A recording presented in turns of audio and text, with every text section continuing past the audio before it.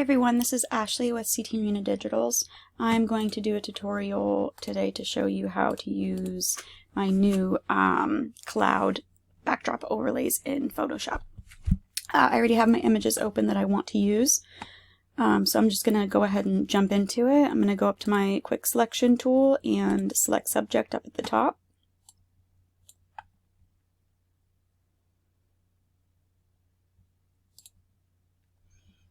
And make sure that my subject is selected. There's some, usually does a good job. Sometimes there's a couple parts that need tweaked a little bit, but that looks good. I'm going to duplicate my layer and then add a layer mask. And then I'm going to press Control or Command I on my keyboard to invert that layer. I'm going to go over to my overlay that I want to use. I'm going to select all, edit, copy, and edit and paste into my image. I'm going to just hide that real quick to show you the light is coming from this way on the backdrop, and the light is coming from this way on the cloud. So I'm just going to go ahead and flip the overlay here. And then I'm going to, you can either press Alt, hold down Alt and click between these two layers, or you can just right click your overlay and create clipping mask, and that's going to put it behind your subject.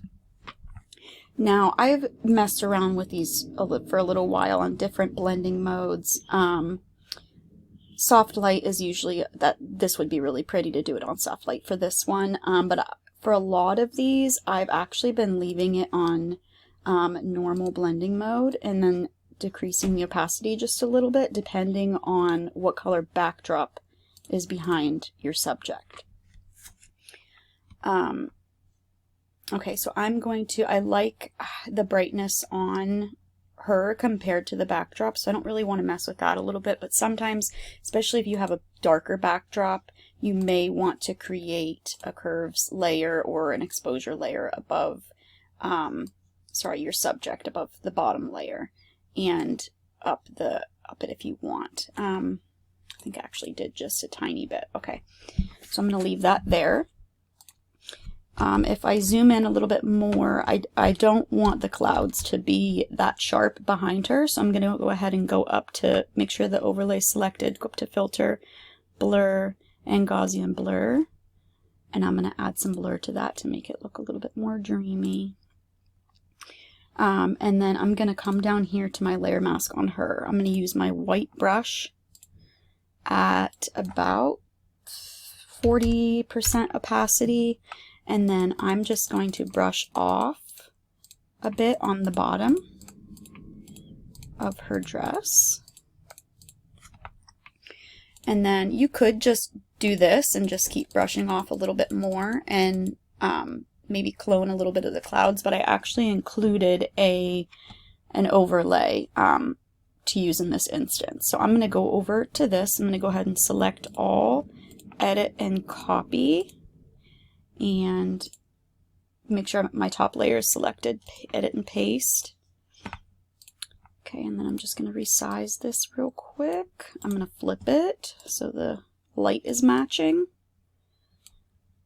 And then I'm going to go ahead and change the blending mode to screen.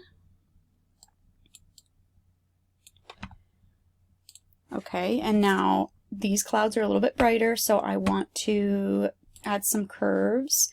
I'm going to click this right here so it only applies to the clouds that I just put in. I'm going to drag that down so it's a little bit darker. And then I'm also going to change the color a little bit because they're a bit whiter. There's like a creamy pink on this, so I'm actually going to click on it again. I'm going to go to my hue saturation layer and I'm going to click this colorize button right here.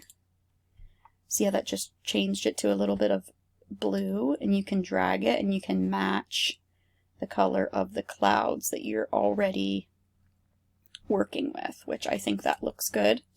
Now I want to add some blur to this layer as well. Blur, Gaussian blur.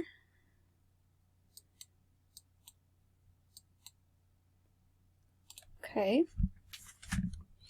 And now I would go in and you click your layer mask, go in and clean up any edges use your black brush at 100% opacity to brush the overlay off of certain areas that it went that you didn't want it, and then on to certain areas with white, but I think that actually looks pretty good. So I'm going to go ahead and I'm going to flatten my image. And then if you want, you could grab your blur tool and just go around the edges of your subject just to blend their body in a little bit better. Sometimes I do this, sometimes I don't, just depends on my image, but this is more of like a dreamy image, so I'm gonna blur those edges just a little bit. Now you see, you can still see her dress down here. If you're not wanting to, you would just, when you're brushing off with the, or when you're brushing the overlay onto the bottom of the dress with that white brush, you would just use it at 100% opacity instead of 40 like I did.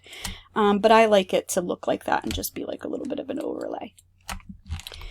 And then I want to, this is still kind of bright down here for me, so I'm just going to create a new layer on multiply blending mode. I'm going to grab my brush at about 20% opacity, and I'm going to select this darker color over here, and I'm just going to brush that on a bit down here just to blend these clouds a little bit more. I could grab my dodge tool on midtones and kind of brighten up these clouds on this side. Okay, grab my brush again. Oh, I used the dodge tool on the wrong part. There we go. And if you still wanted to add different color, you could always just add a new layer on color. And if, say, 20%, I grabbed like this kind of like orange hue over here, I could just paint it onto these clouds down here a little bit more. See, that's even blending them a little bit better.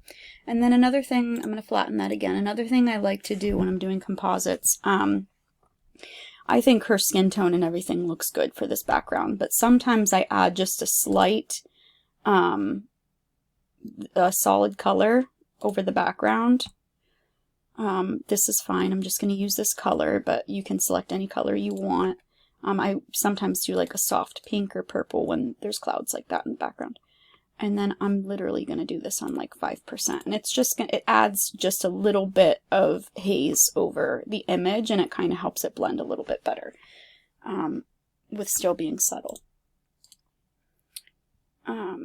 And then I'm going to add just a little bit more contrast.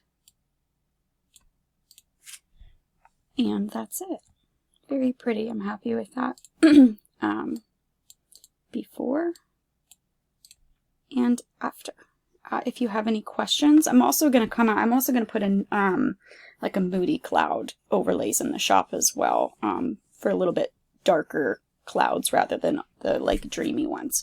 If you have any questions, you can message me on Etsy. If you are a studio photographer, please join my group on Facebook. I'll link it in the description.